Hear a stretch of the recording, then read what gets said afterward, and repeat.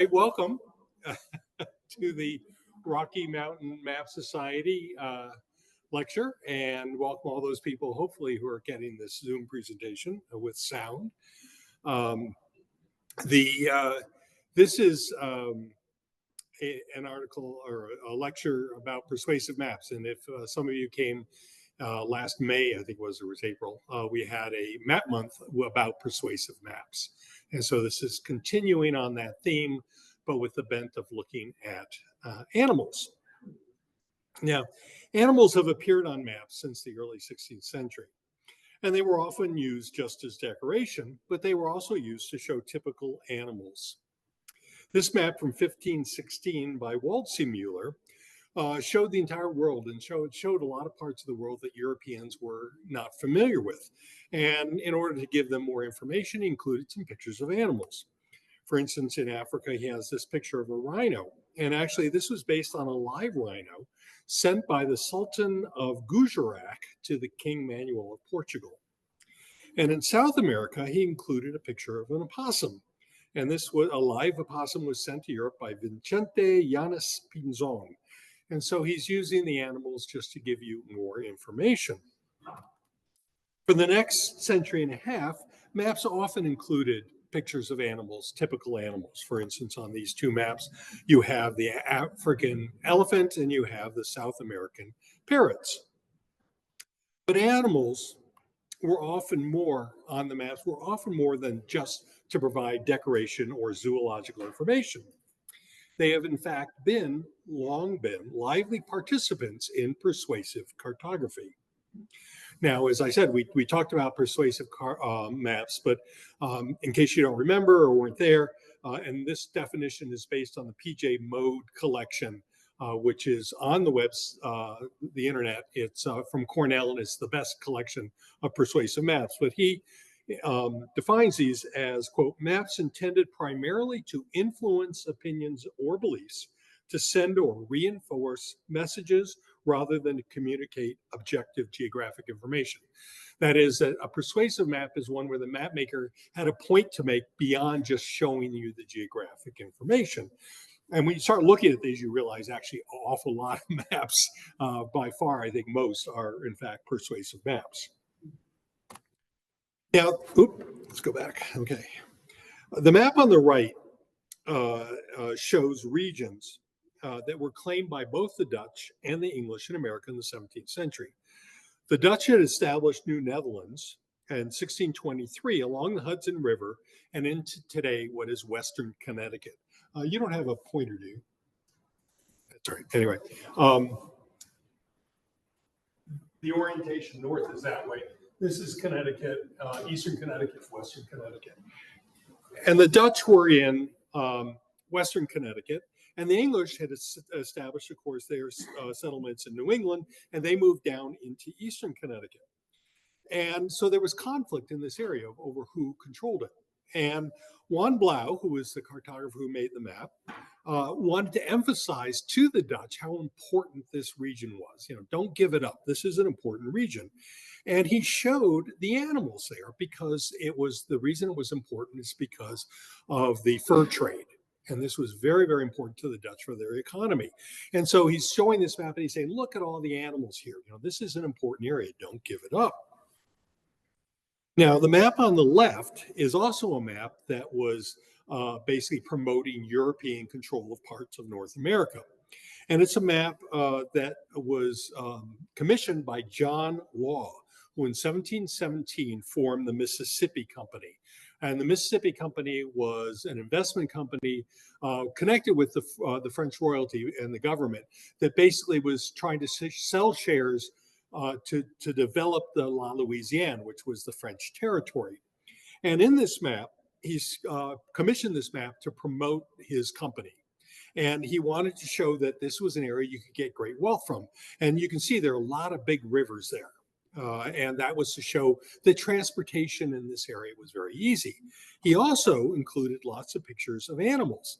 And that was to show that there's also fur bearing and other riches that you could get from this area. So in these maps, the animals are there to help make the point that the map maker is trying to convey. Now, in these instances, though, the images are simply straightforward pictures of the animals itself. That is, they don't have any meaning besides the fact that those animals lived in those places. And of course, that was important, but that was the whole point. Now, we're going to be looking at a different type of map, maps that we can call zoomorphic maps. And that's where animals are not just geographic features, but are actually part of the meaning of the map. The animals that are shown are packed with meaning. They're symbols. They're not just images of animals that live there. They actually have a meaning that the map maker wants to use to convey the point he's trying to make. Now, a persuasive map is intended, as we said, to send a message from the designer to the reader. And the meaning is encoded in the map. And the map maker uses symbols and images which the reader is supposed to decode to get his message. Animals are great for that function. For pictures of animals can be packed with meaning beyond their simple identity. We have understandings of the animal's basic instincts or nature, its characteristics, their appearance, as well as their many social associations. So when you put an animal on a map, you're often putting something more than just saying that animal lives there. The important thing about using a symbol on a persuasive map is that the embedded meaning, which the map maker has in it, is easily and immediately understood. And animals perform that function well because you look at them and a lot of the embedded meaning is something we immediately understand.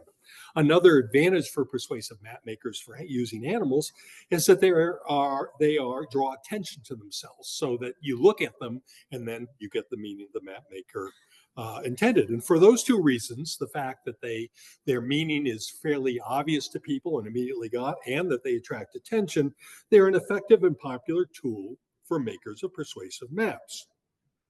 Now, animals for a long time have been used in one way as a representative of a particular group of nations. For instance, national animals.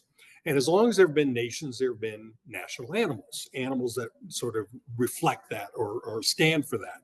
Some of these come from folklore or legend, some from coats of arms. For instance, the British lion was on the lions were on the King of England's shield.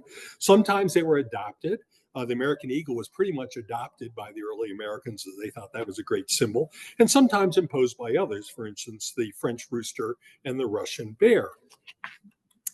National animals were generally widely known and instantly recognizable, and so they were often used by map makers.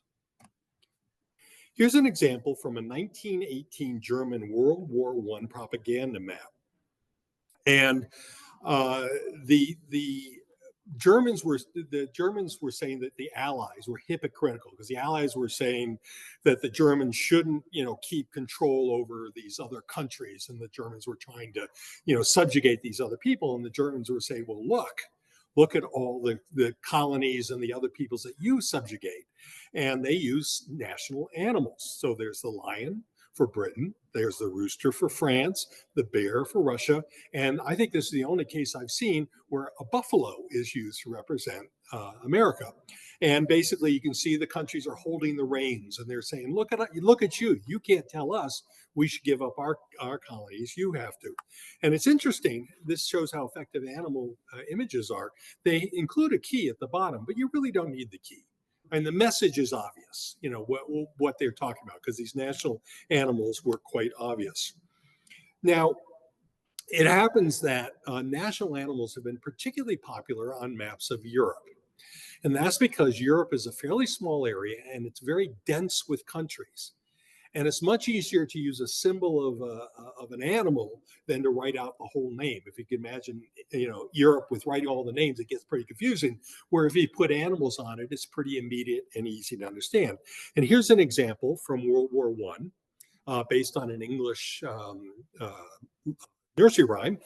And you can see that the dogs represent the nations. So you have the British Bulldog, you have the French Poodle, you have the German Dachshund.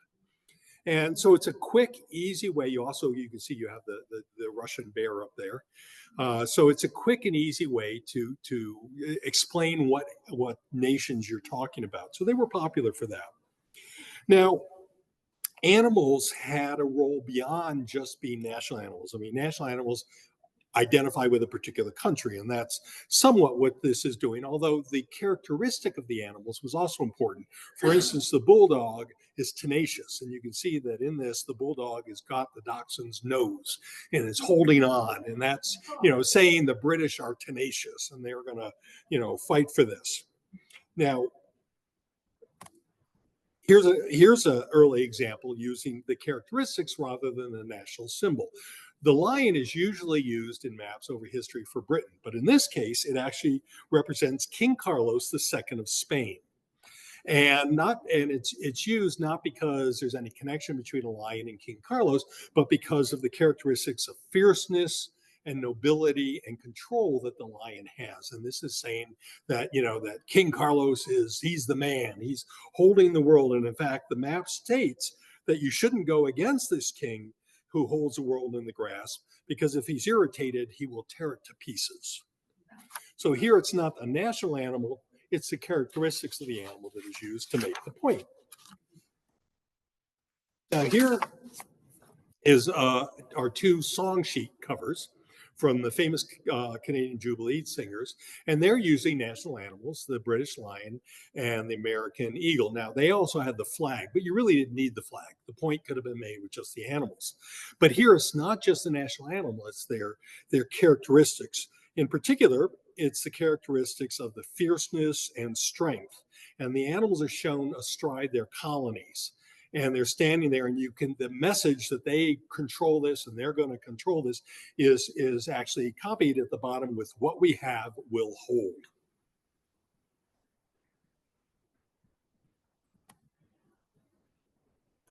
Now, on the left is a Puck magazine cover from 1882.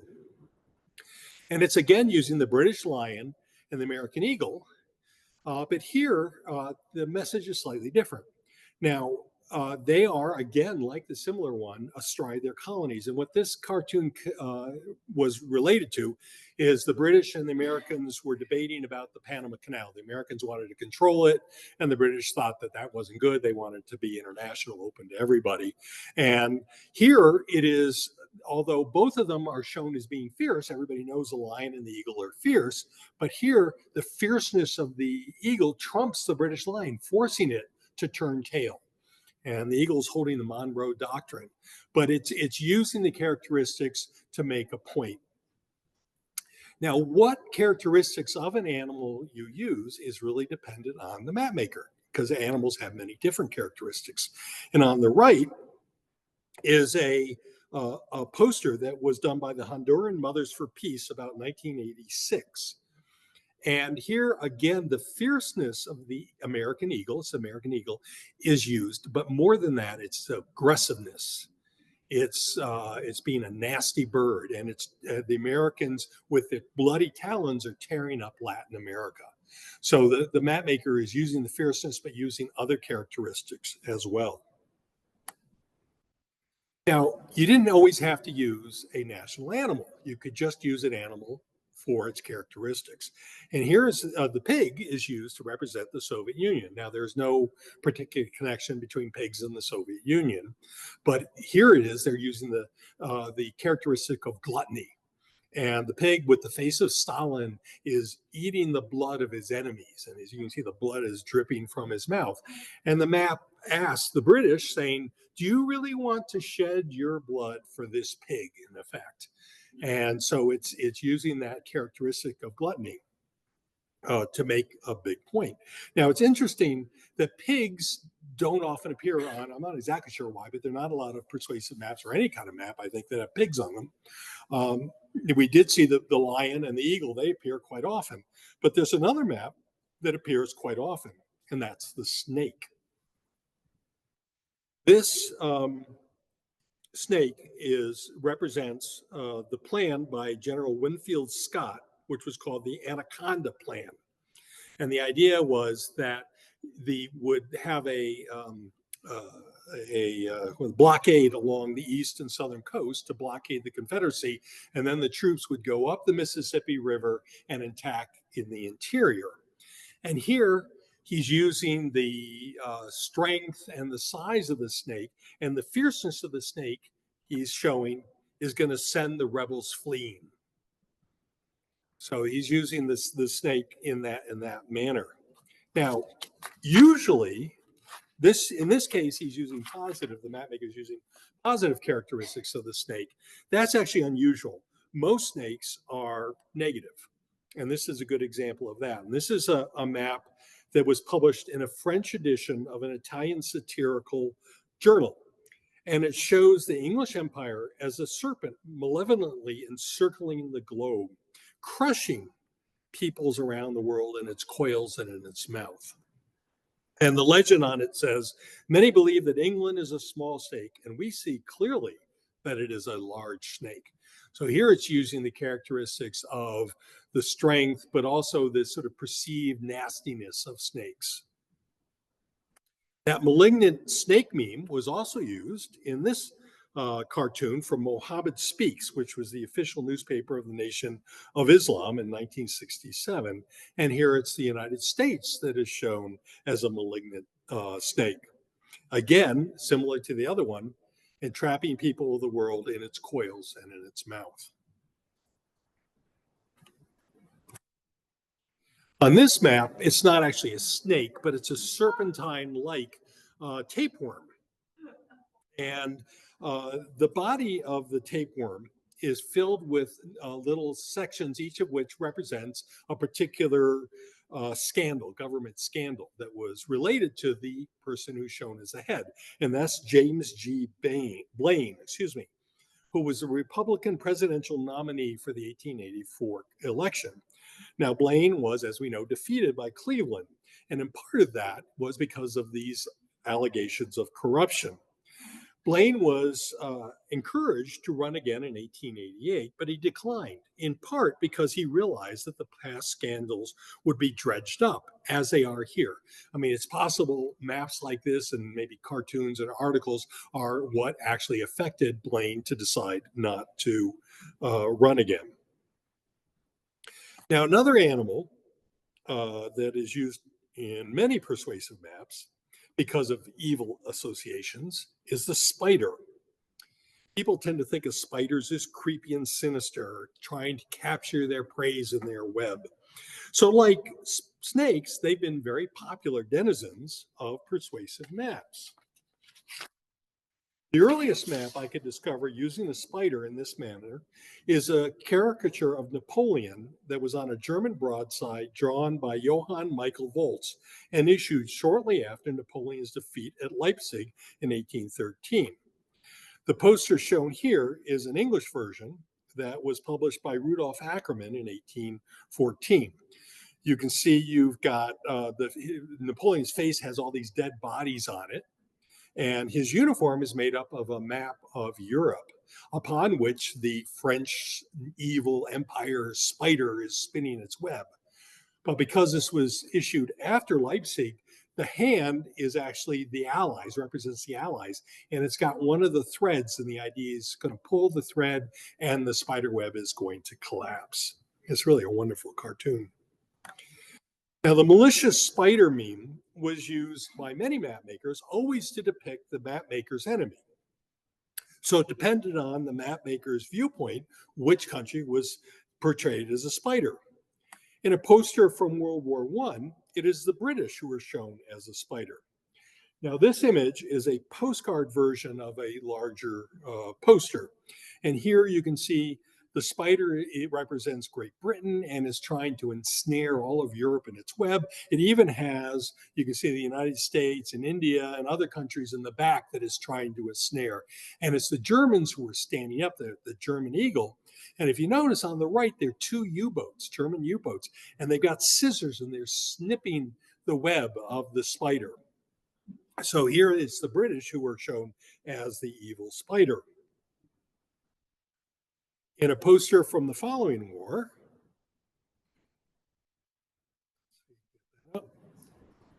it's a little slow, there you go. It is the Germans who are shown as the spider, the opposite viewpoint. And this poster was created by the British Ministry of Information and printed in several languages and distributed throughout Europe and the Middle East. And the caption says, "One by one we will break its legs." But it's the same thing as the one of the Britain, but it's just the map maker had a different point to make, so he used a different country, or he used a spider to represent a different country. Now, up to this stage, the examples we have looked at have all had animals as actors on the map. So you have a map, and then the animals are on top of it doing something, and that's part of the message. And now we're going to look at a different kind of map. And this is ones where the animals are actually part of the choreographic image. That is, they're not just actors on the map, but they're actually absorbed into the maps.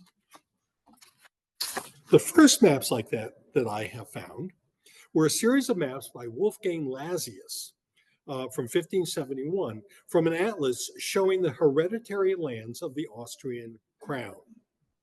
12 of the maps in that atlas embed their geographic content into an image of the imperial eagle of the Holy Roman Empire.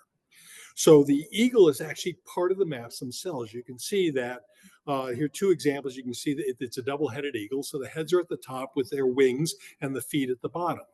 So the body of the map is actually this eagle. It's part of the map. And this is persuasive because they're showing that the emperor has ownership and is going to protect these lands because it's part of his body. Now, even more dramatic example of this same meme was done by George Braun about a decade later. Surely it was inspired by the Lazius maps, but it's a unique thing. And here it's the world that is part of the body of the Holy Roman Emperor's imperial eagle. And this makes explicit the idea that the Holy Roman Empire was dominant and world encompassing. It's a wonderful example of persuasive map. 2.5 centuries later, Joseph Churchman was inspired to produce a map along the same lines, this one showing the United States as an eagle. Now, Churchman was producing a book entitled Rudiments of National Knowledge, presented to the youth of the United States and to inquiring foreigners, and he wanted to include a map.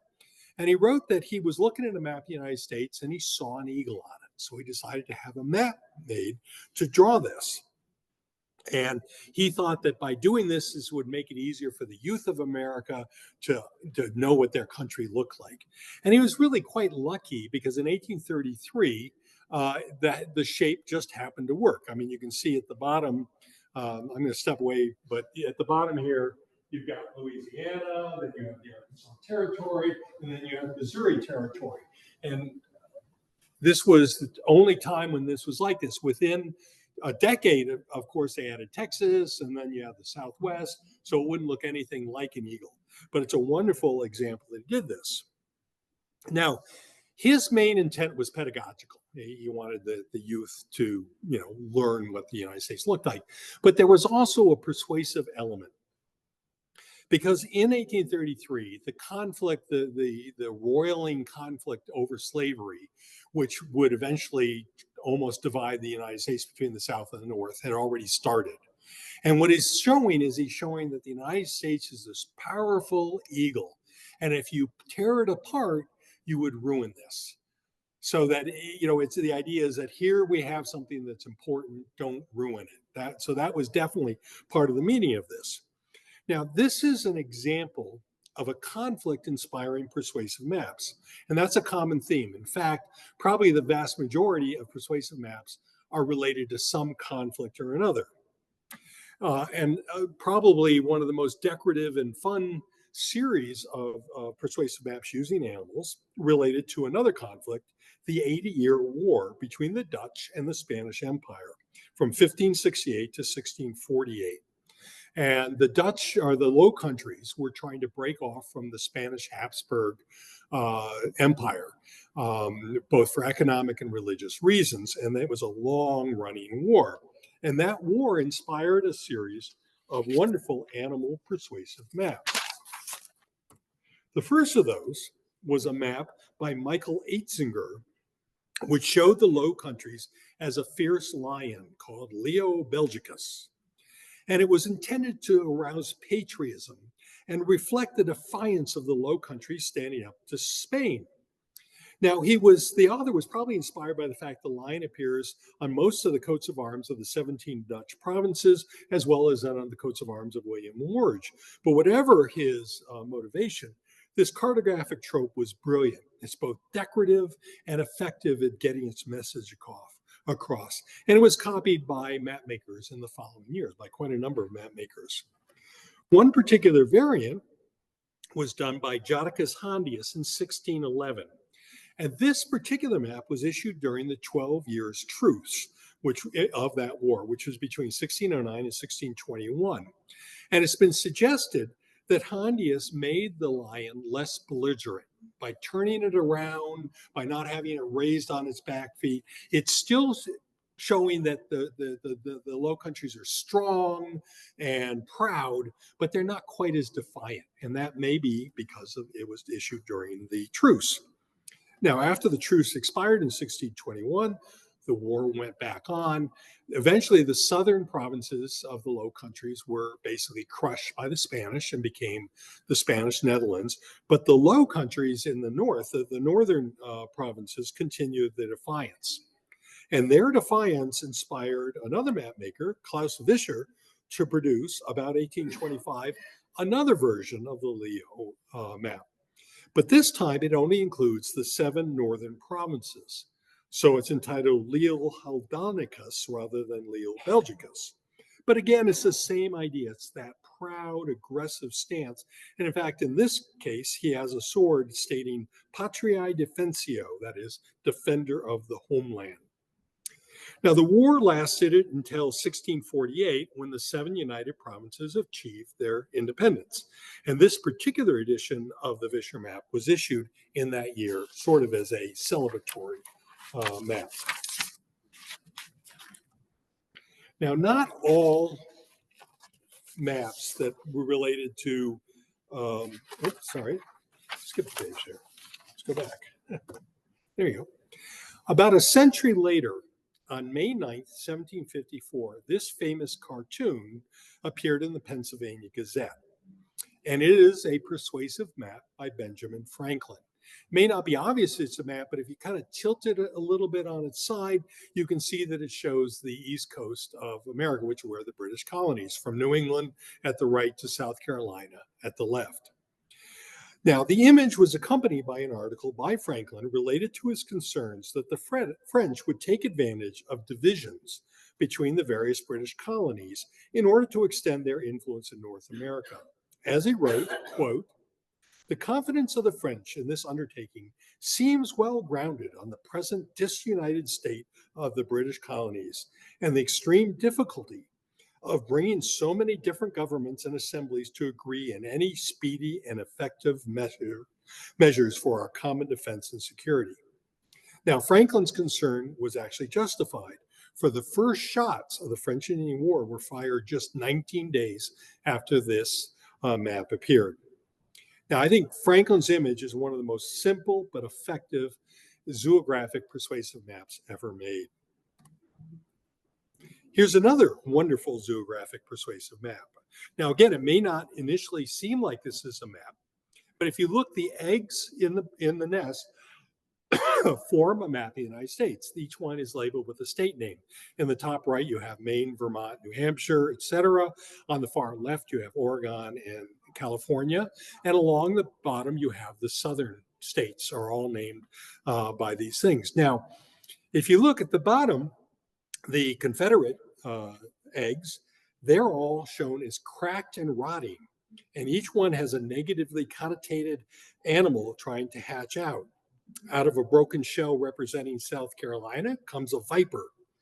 Mississippi and Louisiana are represented as boars. Texas, a rat.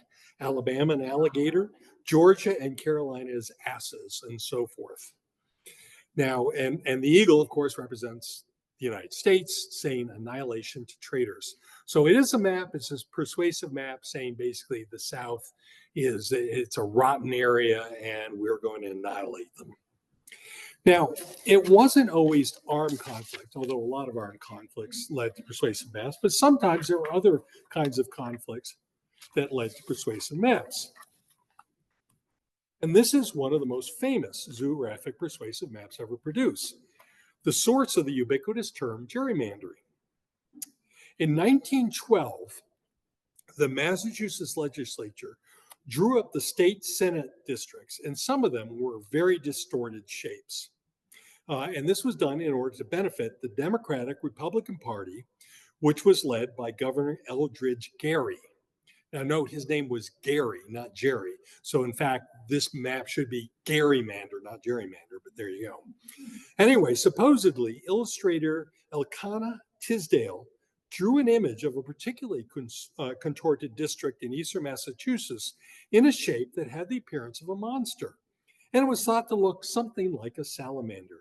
And so it was quickly dubbed a gerrymander, or as we say today, gerrymander. Another politically motivated zoographic map is this one from 1896. And the map is supporting this free silver position of President candidate William Jennings Bryan. Now, the dog is made up of a map of the United States. On the right is a tail of gold representing the industrial northeastern states which wanted to retain the gold standard. The western and southern states, which Bryant thought would support his position of free silver, are shown in silver. And the map asks, will the tail wag the dog or the dog the tail? Now, this map can be considered somewhat humorous, but most early maps were not humorous. That was not something maps initially started as being. But this started to change in the late 18th century when the British started issuing amusing maps using caricature, sometimes incorporating animals.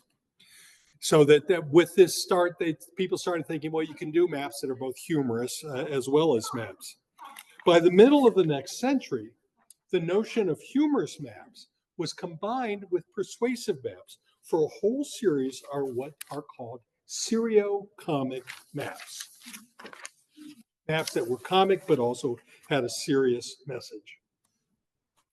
The first of these maps was Thomas Unwin's comic map of the seat of war, and this shows the state of Europe at the beginning of the Crimean War. And it uses caricatures to represent the different European nations. Most of them are animal figures. You can see the Russian bear, the British lion, and the Turkish turkey, which is kind of fun. And this map was an instant hit. I mean, it really struck people, wow, this is a great map. And it was actually pirated by 3 other map makers the same year. But its influence went well beyond this. Or in the following years, many serio-comic maps related to other situations appeared using this motif. And they showed political situations in Europe with the European nations being shown as caricatures. Now, these caricatures were both anthropomorphic and zoomorphic. And these maps form a distinctive, immediately recognizable type. They appeared throughout the 19th century and even into the middle of the 20th century. You can see in the bottom right, there's one from 1953. Now, one of these serio-comic maps, probably issued in 1867, has a particularly noteworthy feature. It is what I believe to be the first appearance of a creature that would pretty much become the most popular animal to be used on persuasive maps from this time forward, the octopus, even though on this map it has 12 legs. Now, this map was issued just a year after Victor Hugo's Les Travailleurs de la Mer, that is, Toilers of the Sea, which featured a dramatic episode with an octopus. In that work, the devilfish, to use Hugo's terms, was, quote, a terrible creature of the sea. If terror were the object of his creation, nothing could be imagined more perfect than the devilfish. It is impossible to tear oneself from the folds of the devilfish.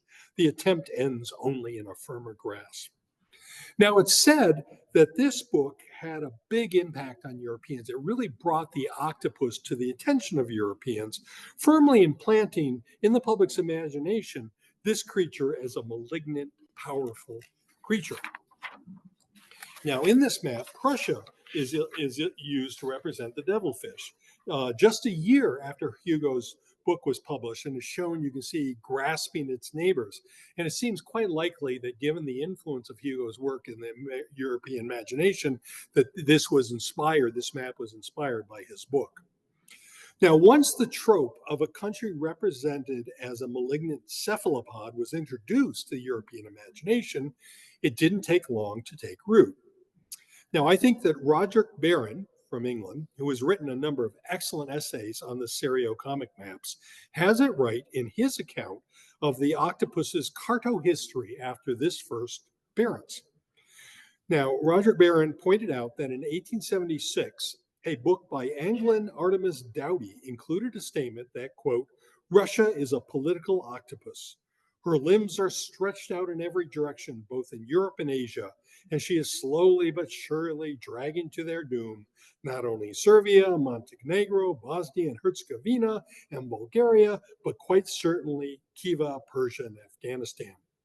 And that text was accompanied by a persuasive map illustration showing Russia as an octopus. Now, as Barron has suggested, this image was likely the inspiration for a publication the following year of another persuasive map in the serio-comic tradition showing Russia as an octopus. Now, this has become a very, very famous map. It actually is often just called the octopus map. There are only a very few maps that have nicknames like that. There's Mull's beaver map, and this is the octopus map. Anybody in the business, you say, oh, you have a copy of the octopus map, they know you mean this map. Now, it was drawn by a man named Fred W. Rose, a British civil servant, artist, journalist, and illustrator. And it represents the situation in Europe in 1877 at the beginning of a Russo-Turkish war. Now, Rose was obviously familiar with the serio-comic European maps that had been produced in the preceding 2 decades, because this map is really very similar to all those other maps, but it has a big difference. And most of the figures are anthropomorphic, with the exception of 2 animals. Greece is shown as a crab. You can see sort of hanging down there, grabbing on to the elbow of Turkey. And then, of course, Russia is shown as a huge octopus, its tentacles reaching out.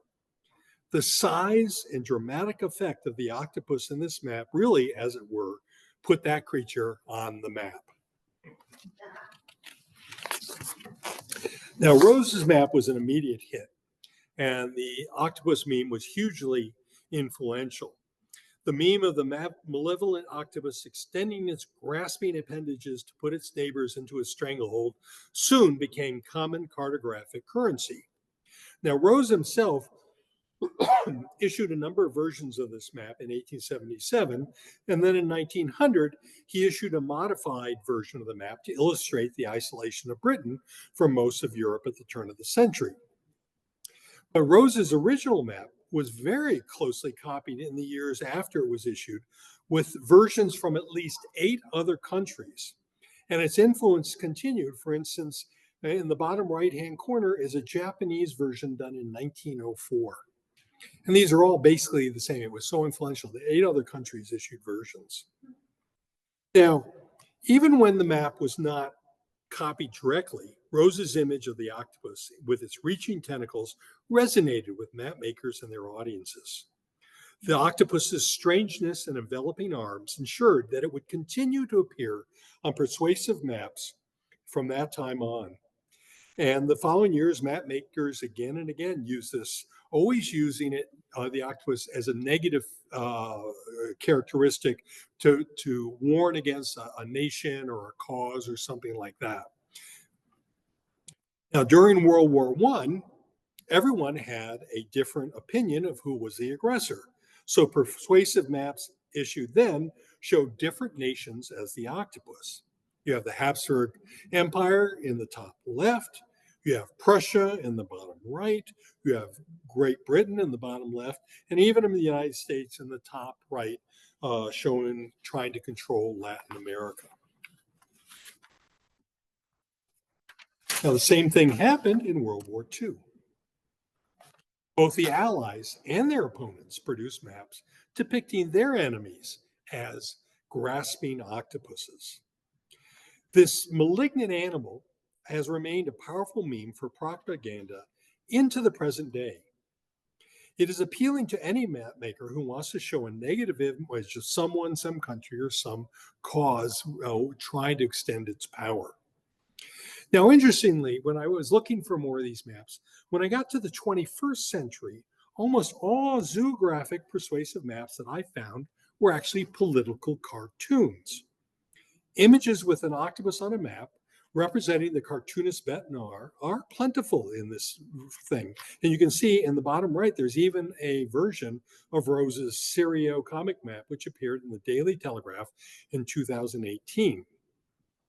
But it's not just the octopus who appeared in political cartoons and persuasive maps. There are other political cartoons that used other animals in the persuasive map format.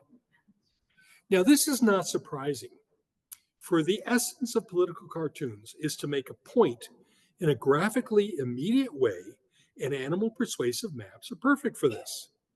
The images of the animals are attention-getting. Both animals and maps are easily recognizable, and both come with accessible encoded meanings. Animal combined with maps make an excellent tool for the political cartoonist.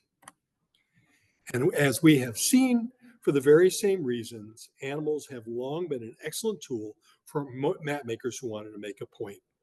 Persuasive maps using animals are usually fun and a visual delight, but they are also fascinating examples of one particularly wild means of persuasion.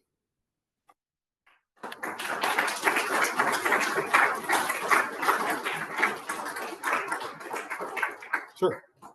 Where was Franklin's map published? Pennsylvania Gazette.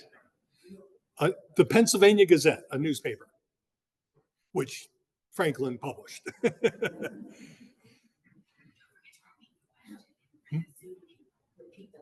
Oh, the question was, where did Franklin's map appear in the Pennsylvania Gazette? Any other questions? Chris, Yeah. did you notice as a dealer for so many years an affinity to any particular image or animal, or did anything show up in that? That I particularly, no, they're actually, it's interesting. Animal maps are very popular. I mean, and I'm talking about the sort of the later ones, not the ones where they were just on, although people like having animals on maps, but the maps that use animals in that really graphic way are very, very popular. So, you know, and there are a fair number of them, but when you look at the whole, you know, body of maps, there aren't that many, and they tend to sell quite quickly because people really, I mean, that's the same reason that map makers use them, is because people are drawn to it. They look at it, they see the animal, they're interested, and they get the message. So, I mean, and it's the same thing for map dealers. I mean, they become fairly easy to sell. Yeah. Would you say there's any significance to ships that are shown in the ocean as far as their placement? I know it's not exactly related to animals, but do you think that there's a theme there as well? So, I mean, well, that's an interesting question. I mean, the question is, was there any meaning to the placement of ships? And in a way, you can think of that as a question, are ships also encoded? In other words, were they just pictures of ships like the early pictures of animals, or was there an encoded meaning? And I think, yes, they sometimes. I mean, you might have a nation doing ships showing that it controlled the waves, something like that. But I don't think their placement necessarily. But I think in a way, it's less effective. I mean, the great thing about animals is the coded message is really obvious usually. Whereas with the ships in the sea, you know, if they're showing the flags, you know, they're going to say, okay, we rule the waves, but there's not a lot of easy, understandable coded messages besides that. Well, about that, wouldn't you think, though, that the monsters that they were putting in the ocean in the early maps were basically saying, don't go there? Or So the question is whether monsters had that encoded meaning. I think there wasn't a lot of that I've seen. I think a lot of the monsters were just to fill up space. And in fact, they say that about some of the early maps. If you read some of the comments on the early maps of like Africa and things, that they put the animals there not so much just because they were trying to give information, because they're trying to fill up space. I think sometimes they maybe believed there were monsters there, but most of the monsters were kind of decorative rather than something that were a warning, at least that I'm aware of. Hey, can I speak up here? Okay. The John Law map that you had, the 1718 chatelaine or whoever made that one, that shows the Piasa bird in southern Illinois. I was reading that Piasa bird was painted to warn the local tribes not to drink the water from a stream running into the Mississippi right there at Alton. And so it was like a sort of animal to dissuade people from drinking bad water. Well, that's interesting. I wonder whether the map maker knew that. I mean, that's an interesting fact. Well, yeah, it's depicted as a giant chicken with horns, and I don't know why that would discourage somebody from drinking water. I don't understand, but I'd read an article about that. Oh, that's interesting. Thank you.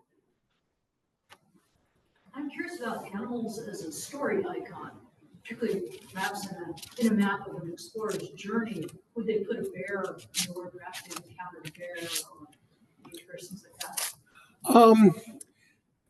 Not that many maps sort of depicted journeys. I mean, except if you have it in a book, where you're going to do it. And obviously, there they might have.